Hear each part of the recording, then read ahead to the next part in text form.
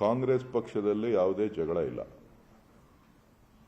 ಕಾಂಗ್ರೆಸ್ ಪಕ್ಷದ ವರಿಷ್ಠರು ಕೂಡ ಸ್ಪಷ್ಟಪಡಿಸಿದ್ದಾರೆ, ಮಾನ್ಯ ಮುಖ್ಯಮಂತ್ರಿಗಳು ಕೂಡ ಸ್ಪಷ್ಟಪಡಿಸಿದ್ದಾರೆ.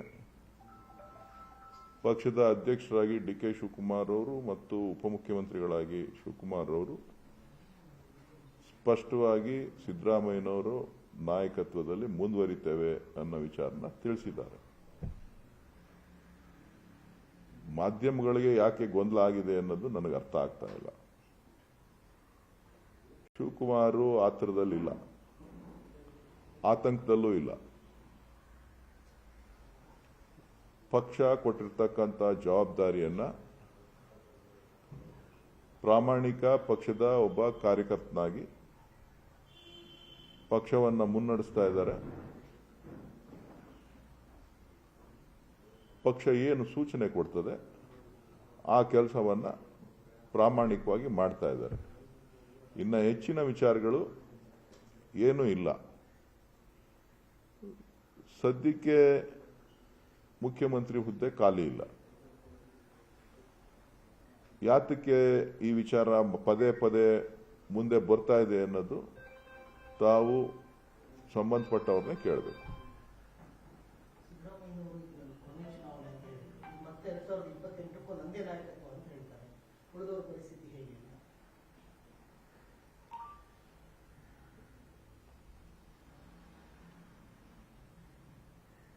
ಅವರೊಬ್ಬ ಹಿರಿಯ ನಾಯಕರು,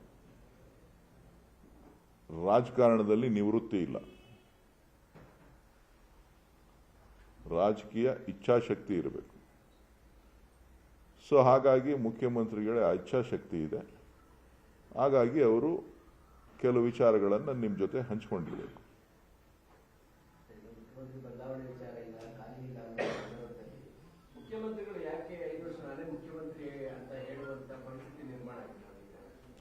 ನನಗೆ ಗೊತ್ತಿಲ್ಲ,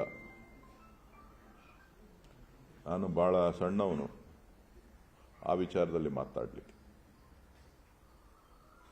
ಸರ್, ಜೊತೆ ಮುಖ್ಯಮಂತ್ರಿಗಳು ಇನ್ನೊಂದು ಮಾತು ಹೇಳಿ ಸಾಕಷ್ಟು ಚರ್ಚಿತಾಗಿರುವಂತ ಸರ್, ಡಿ.ಕೆ. ಶಿವಕುಮಾರ್ ಅವರಿಗೆ ಹೆಚ್ಚಿನ ಶಾಸಕರ ಬೆಂಬಲ ಇಲ್ಲ ಅನ್ನುವಂತ ಮಾತನಾಡಿ ಮುಖ್ಯಮಂತ್ರಿಗಳೇ ಯಾಕೆ ಆ ಮಾತಿನ ಸಂದರ್ಭದಲ್ಲಿ ಬರುತ್ತೆ ಅಥವಾ ಬರುವ ಅನಿವಾರ್ಯತೆ? ನೋಡಿ, ಶಿವಕುಮಾರ್ ಅವರು ಪಕ್ಷದ ಕರ್ನಾಟಕ ಪ್ರದೇಶ ಕಾಂಗ್ರೆಸ್ನ ಅಧ್ಯಕ್ಷರಾಗಿದ್ದಾರೆ.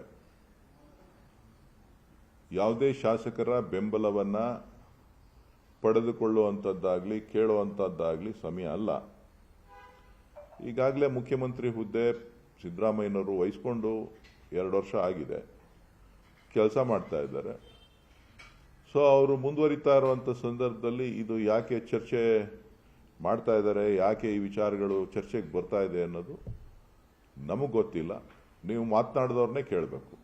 ಕನ್ನಡಿಗರ ಮೆಚ್ಚಿನ ನಿಮ್ಮ ನ್ಯೂಸ್ 18 ಕನ್ನಡ ಈಗ ವಾಟ್ಸ್ಆಪ್ನಲ್ಲಿಯೂ ಲಭ್ಯ.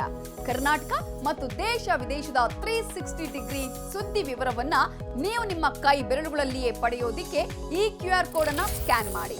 ನಮ್ಮ ಚಾನೆಲ್ ಅನ್ನ ಫಾಲೋ ಮಾಡಿ, ನೋಟಿಫಿಕೇಶನ್ ಆನ್ ಮಾಡಿ.